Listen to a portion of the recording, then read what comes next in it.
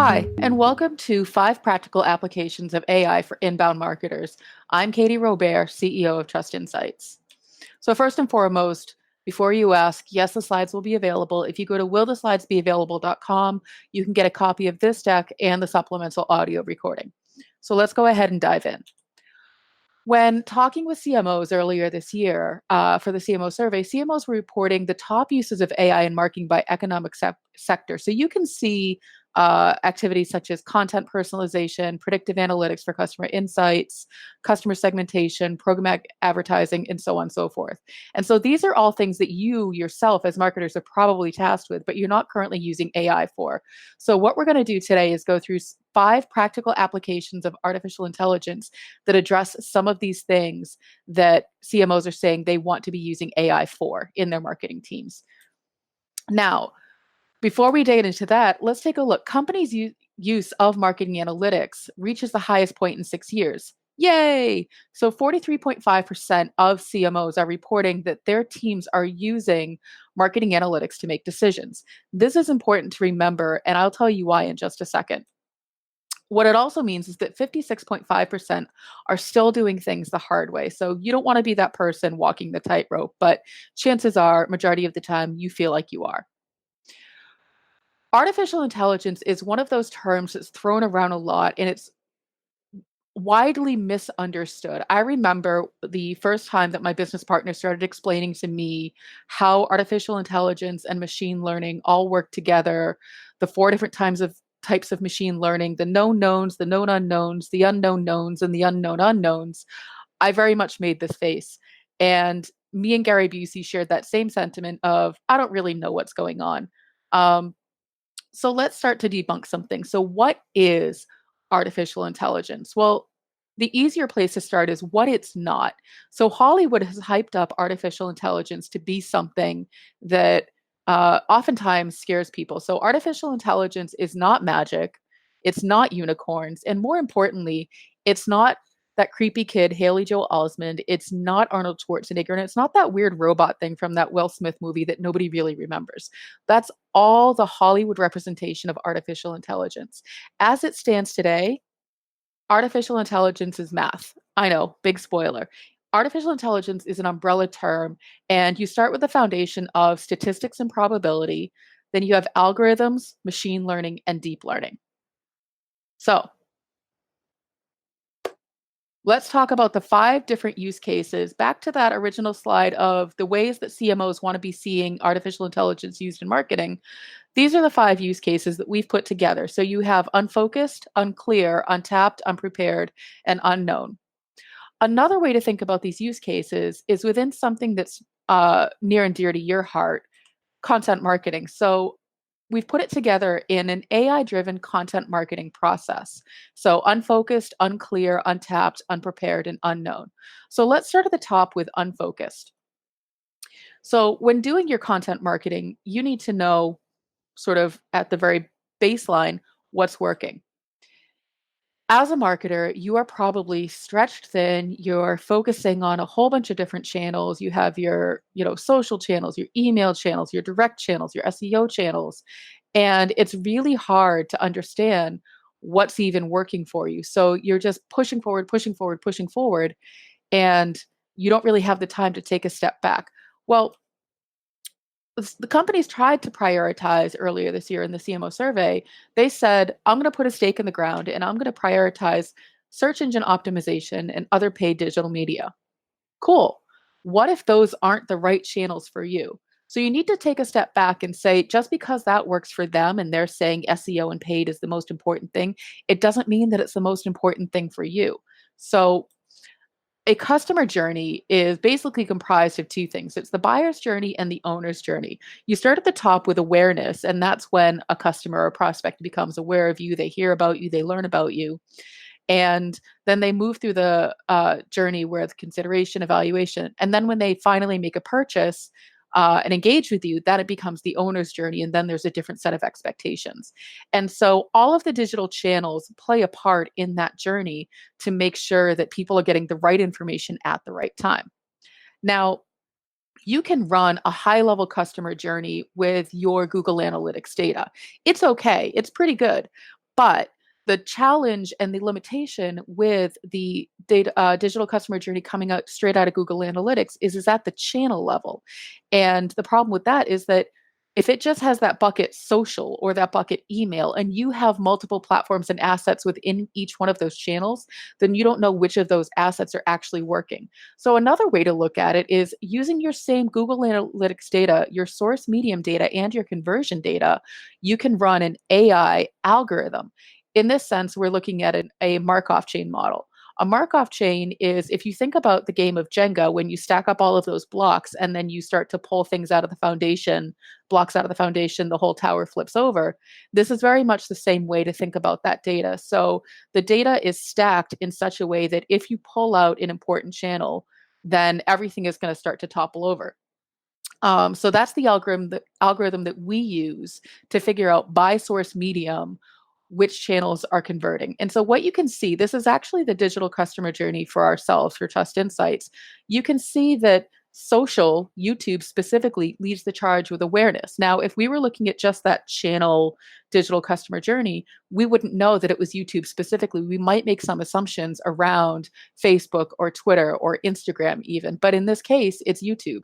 And then we see that we have some additional assets, Marketing Over Coffee, which is a podcast, Facebook, Instagram. Those are all the things that are driving awareness for us. Then when you start to move down the list and you go from left to right, then you have the engagement.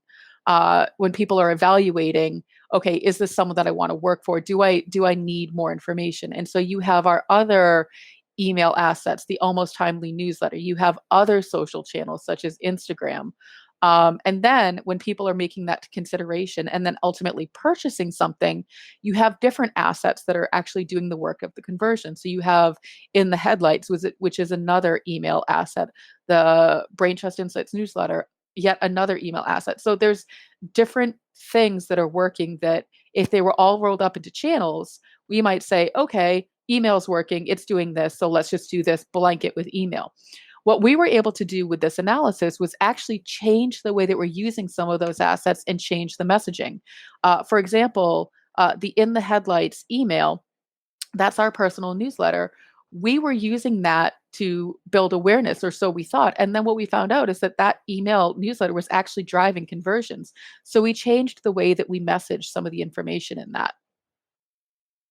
So once you know which platforms, which channels, which sources are working for you, what they're doing within the customer journey, then you move on to the next the use case, which is unclear. So think about all of the assets and content on your website specifically. So the digital customer journey is sort of looking at everything that's coming into your website. And then this most valuable pages analysis is going to be what specifically on your website is working. So you can get some of this information from Google Analytics. So you have, if you go into behavior, site content, all pages, you can see traffic and page views to the pages on your website and figure out these are the most popular pages. What this doesn't tell you, though, is which pages are helping people convert. Where are they getting the information that they need? And so, using that same Markov chain um, algorithm, that AI algorithm, you can figure out here's all the pages on my website, here's all the conversions, and which pages are driving conversions. So, top pages by visits is good, by conversions is even better. And what this tells you is it starts to inform your content strategy. So these types of content are what's working for us, and these other types over here aren't. When we did this for ourselves, what we found was that our original research that included a lot of data analysis that people really cared about were the types of content that were really driving people to convert versus the lighter pieces of content that we had that were a little bit more instructional, but not really research heavy. So that really helped us modify our own content marketing plan. So once you know all of the platforms and the channels that are working, once you know the pages on your website that are working, you need to figure out what other content should I be writing about. Now, just by a quick show of hands, how many of you are using social monitoring tools? A good chunk. Most of us are using them. They're actually really good, helpful tools, but they aren't without their limitations. By nature, a social monitoring tool only monitors social. And so if you're trying to get conversations and topics around what people are talking about, you're going to be limited in terms of the topics because you're only collecting the information from social media. So we'll get into that in just a second. This is an analysis that we did using an AI algorithm called topic modeling at a high level. And so when you're pulling the information out of a social monitoring tool, you can start to see, like, you've probably seen a word cloud and it tells you here's the most frequently used words.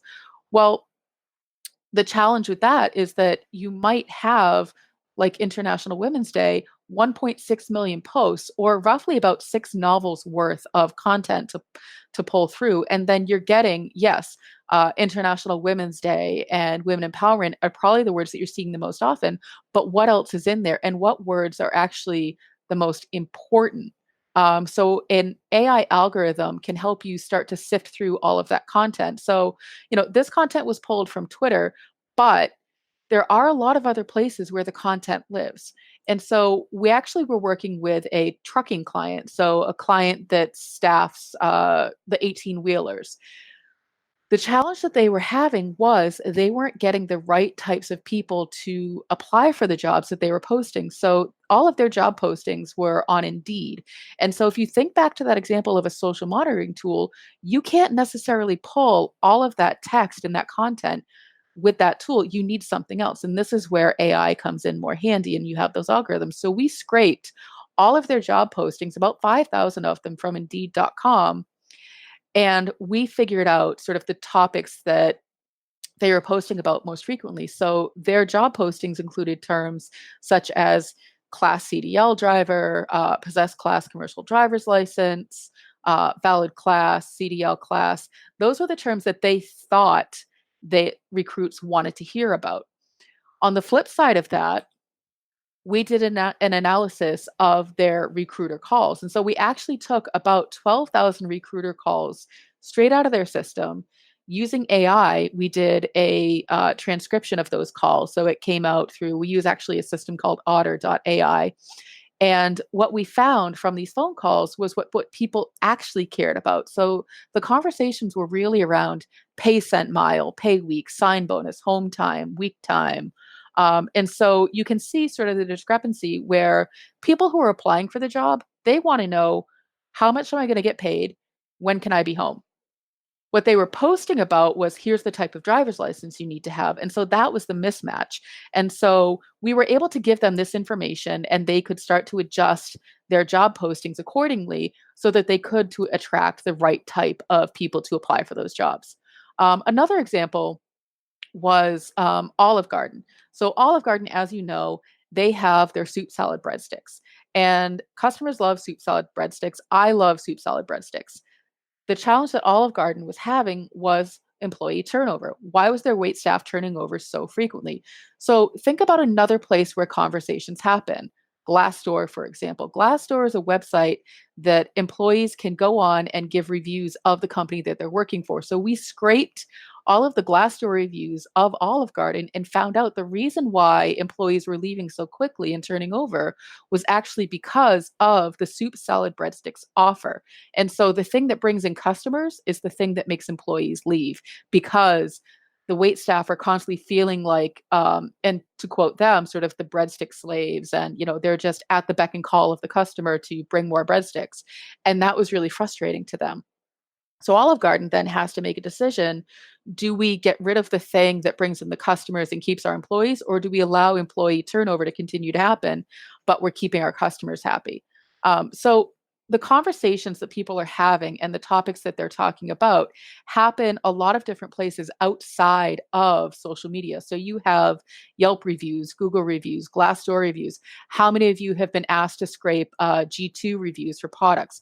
Those are the types of opportunities to scrape that data using AI and run a topic modeling algorithm to figure out what people are really talking about, what they care about. So now you know what platforms are working, you know what content is converting, you know what topics you should be writing about.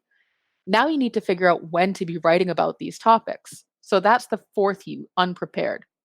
And this is predictive analytics. So the predictive analytics in this sense is a time series analysis. The AI algorithm that we use to run a time series analysis is an SREMA model. You don't really need to know how to build an SREMA model in this context. What we're going to do is just go through the use cases. So the top use cases of a time series analysis in marketing are SEO content creation, social media posting, and advertising spend.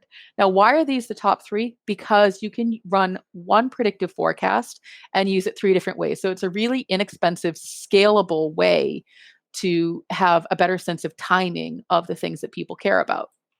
Um, so this is actually an example of the topics that we, Trust Insights, know that our customers care about and the topics that we want to be known for.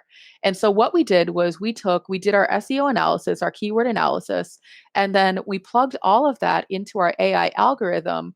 And where it pulled the data from was Google Trends. So Google Trends is a really great resource if you're not currently using it.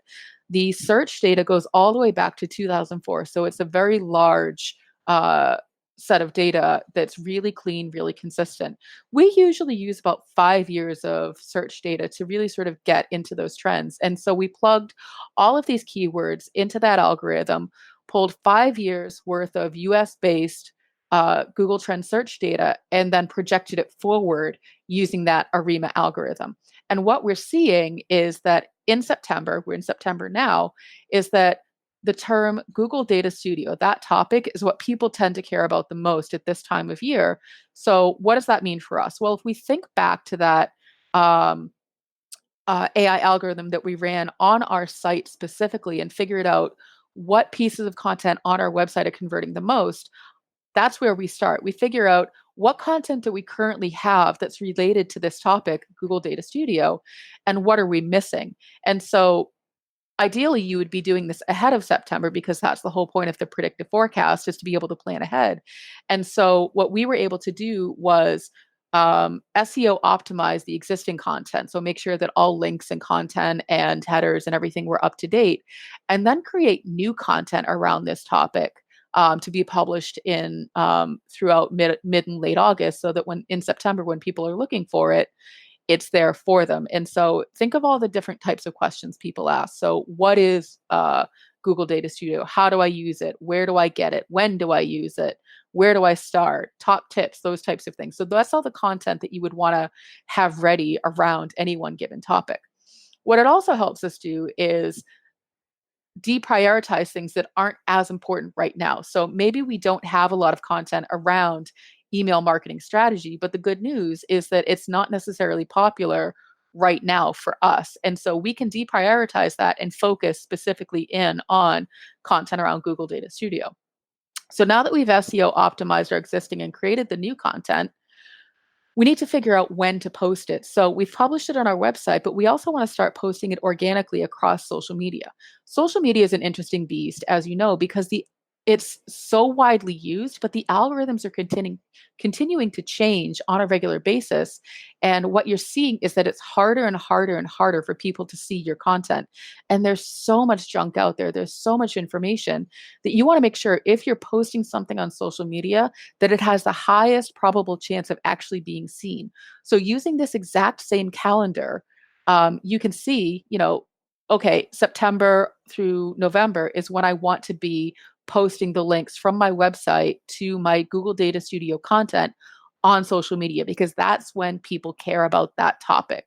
And so you can use this calendar for all the other different topics of content that you have to figure out when is the best time to be posting on my social media channels, because people actually care about that topic and the likelihood that they'll see it is higher because I'm not then blending it with everything else that we're writing about.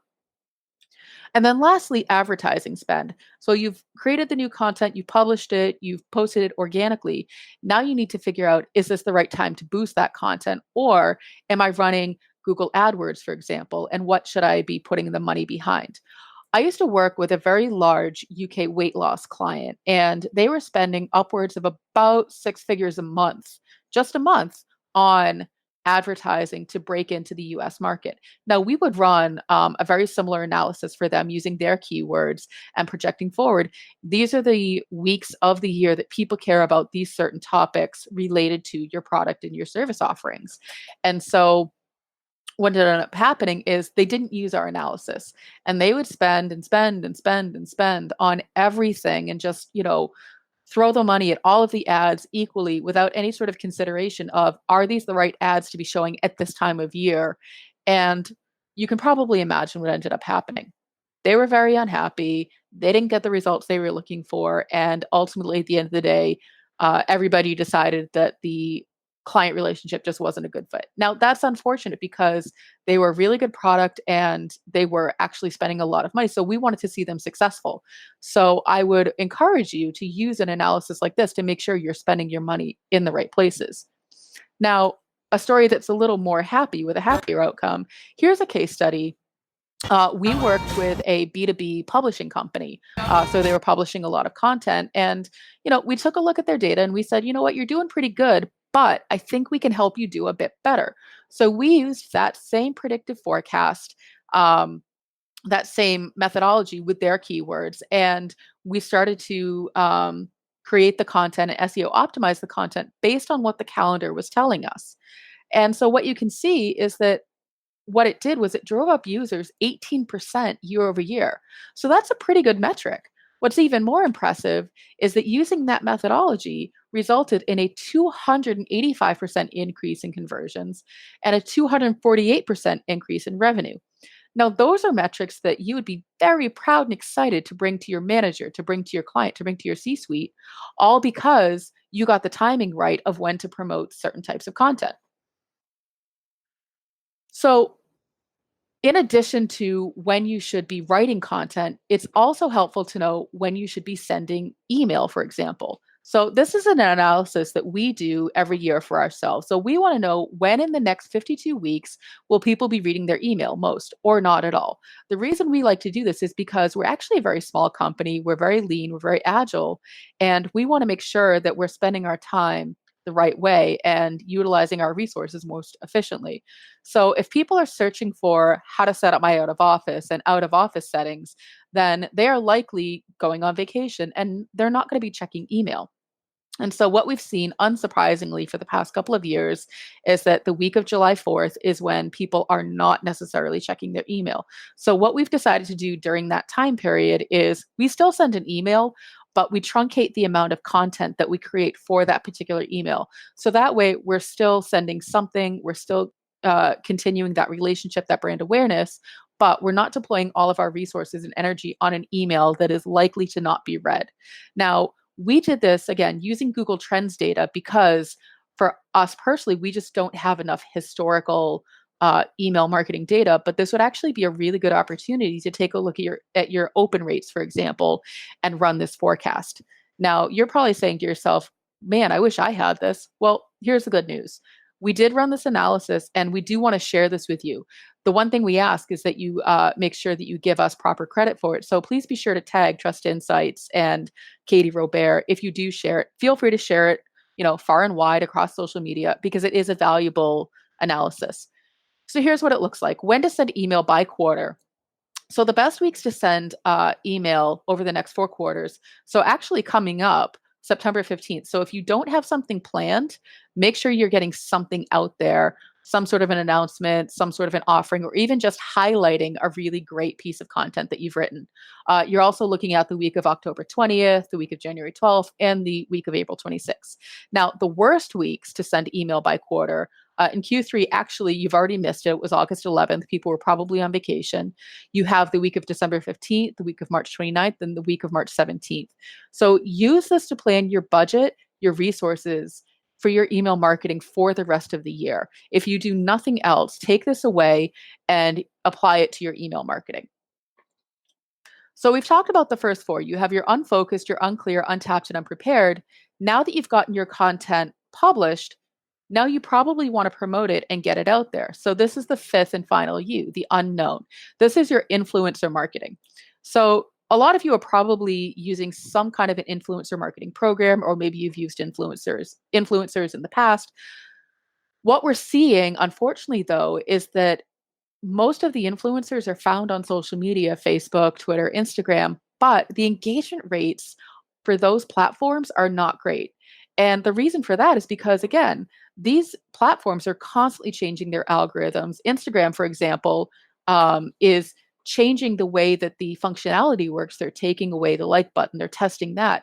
And we're seeing just month over month, week over week, engagement rates are going down. And so while this is a problem, it doesn't mean that you can't use an influencer marketing program.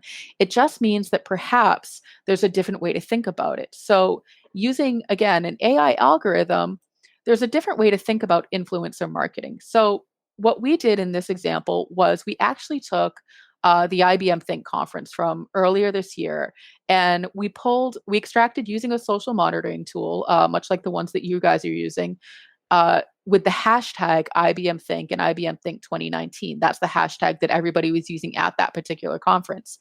And what we're able to do with that is create this chart. And so the algorithm is really starting to connect the pieces of who's connected to who's talking about who, instead of just your straightforward influencer program, which, let's Google for people who say the right kinds of things and maybe might get the conversation out there about us and include us in it.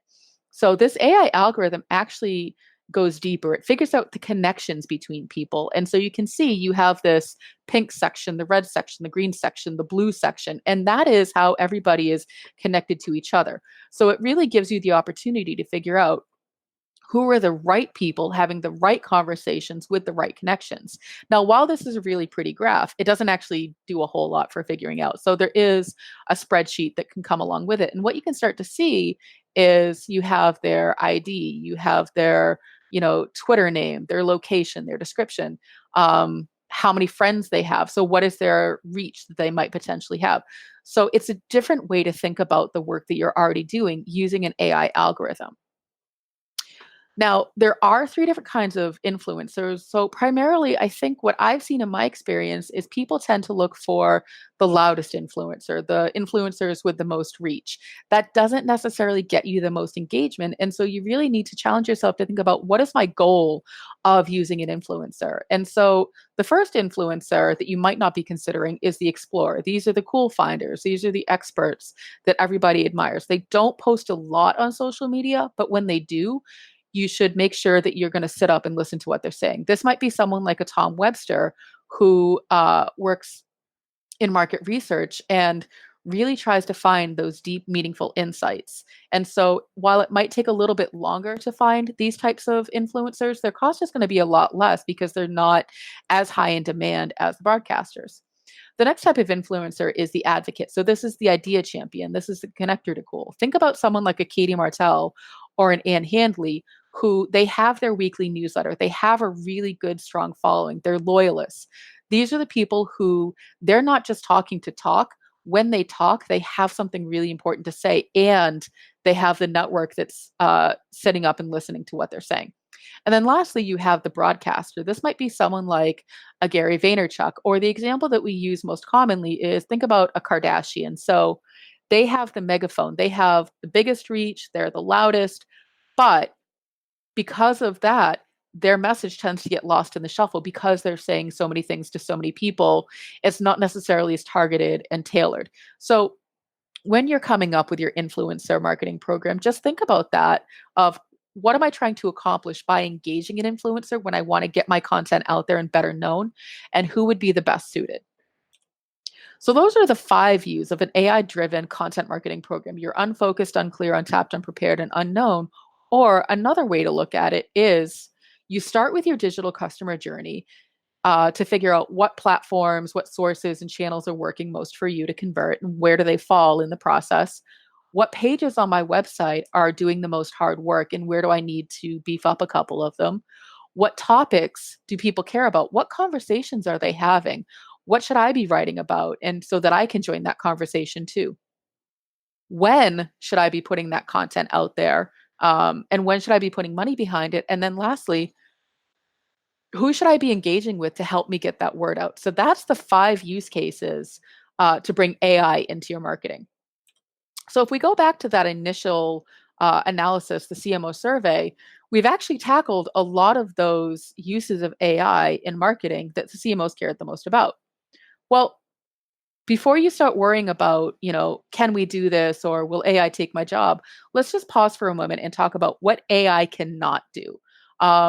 So the snippet of text on the left is from the Brookings Institute. They did a really great piece of research around artificial intelligence and the effect on people and places. And so AI cannot substitute a lot of these things that humans can do that are unique to humans. So an AI cannot have empathy or relate to people. So if you think back to those early examples, like the Haley Joel Osment or the Arnold Schwarzenegger, Hollywood would want you to believe that AI can develop that. At this time, it cannot. It cannot empathize because it has not gone through those experiences that a human goes through. An AI cannot pass judgment. So while an AI is making decisions, giving you output, the AI is doing that based on the information that you, the human, are feeding into it. So it's using the data that you're putting in, it's those training models. But an AI cannot independently start to make decisions on data that it doesn't have. Whereas humans, we can do that. We can make snap decisions and judgments. Sometimes they're not the best, but it is something that we can uniquely do that AIs cannot. And AI doesn't have a life experience. So an AI isn't going to have a child or family or experience loss because it is binary. It's just ones and zeros. While a human is going to experience all of those things. And again, that sort of leads to the empathy and the judgment. And an AI is not going to have a relationship, contrary to what Scarlett Johansson and Joaquin Phoenix would have you believe. So, should you build or buy AI for your marketing team? Well, it depends. It depends on what you have for resources, what you have for skill sets, and what you have for budget. So, introducing AI into your marketing team, it doesn't have to be really expensive, but it is an investment. And so, it depends on whether or not you have people who are trained up. Do you have data scientists? Do you have marketing technologists? Or do you even have people who have the time and are willing to learn to do those things? So that's an investment, and that's when you can build it in house. The other option is to buy it. So there are a lot of marketing software platforms out there that say that they have AI built in, or they're introducing AI. Make sure you're really asking questions of, are these legitimate tools that are using AI, or are they just slapping the AI symbol on there and calling it a day because it's the cool thing to do? You can also engage with consultancies and agencies that specifically focus on AI and produce AI driven reporting, similar to that predictive analysis or the digital customer journey that I showed earlier, that will start to give you at least a foundation for, okay, I'm using AI and my data to make a decision, and now I can take it from here. If you're worried that you're falling behind or that your company is falling behind, at this time, you're not. So, to what extent is your company implementing artificial intelligence and machine learning into its marketing toolkit? Again, that same CMO survey, the answer is meh. So, while the optimistic projection is slightly 3.48, that's not a whole lot because, again, if you think back to that number that we started with, the one that I wanted you to remember, that 43.5%, people aren't using data to make decisions. And AI is math, and math requires data.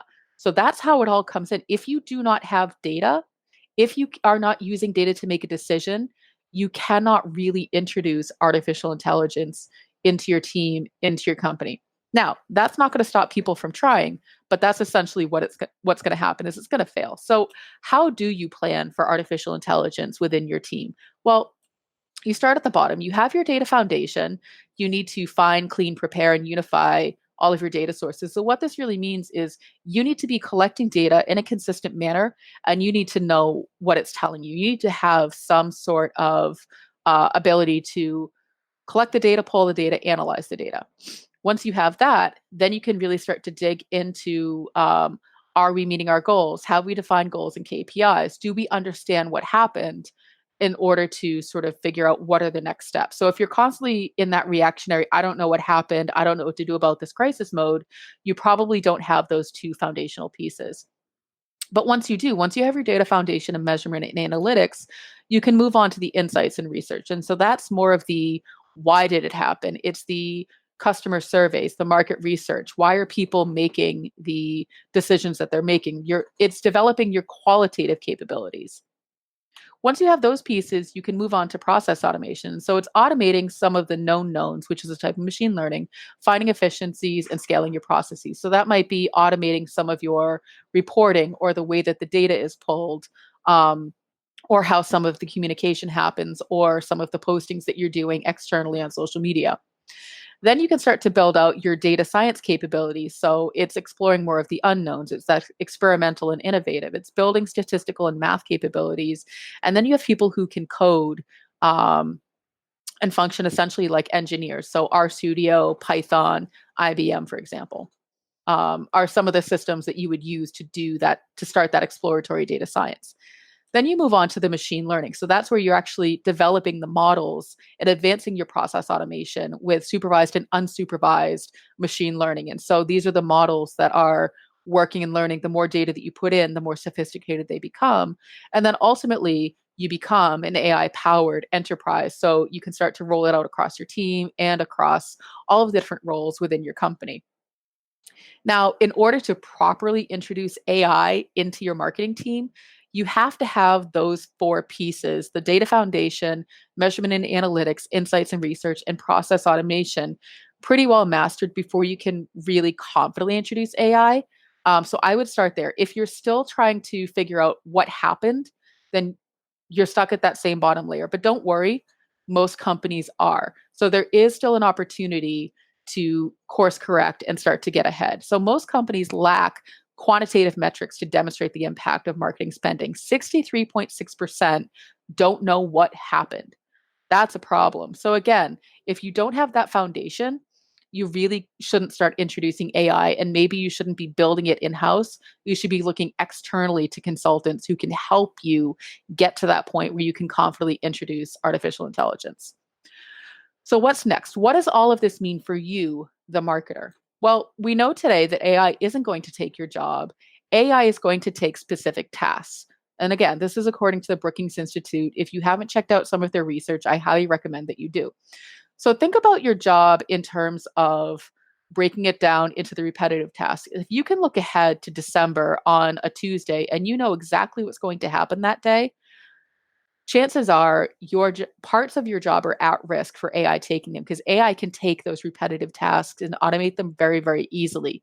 However, if every day you wake up and it's a bit of chaos and you don't know what's going to happen because you're managing people and you're managing your clients and you're responsible for creative assets and creative content and writing social media posts and analyzing the data, your job is going to be harder to replace, because AI right now doesn't think in terms of multidisciplinary and multitasking. It's that singular focus. So the thing that you can do is really focus on becoming more well-rounded and incorporating more of those multidisciplinary tasks. So promote a constant learning mindset.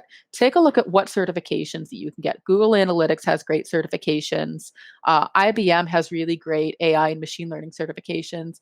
And you know what? HubSpot Inbound Conference has free certifications that you should check out. If you haven't, you absolutely should do so. You should start sitting in on webinars around topics around AI, machine learning. Even if it's over your head to begin with, start the process of taking notes. What words do I need to look up? What methodologies don't I understand? Attend a workshop. Figure out where people are doing hands-on workshops that help you build a machine learning model, an AI model.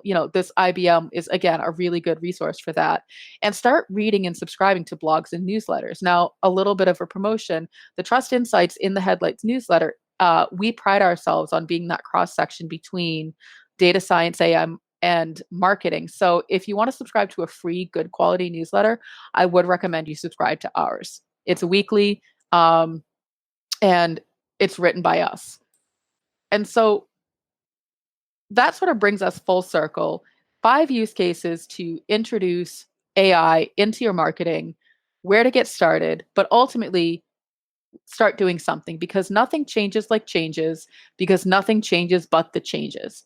As my good friend Gary Busey says, don't be a Gary Busey. And so with that, I thank you. And I appreciate the time today.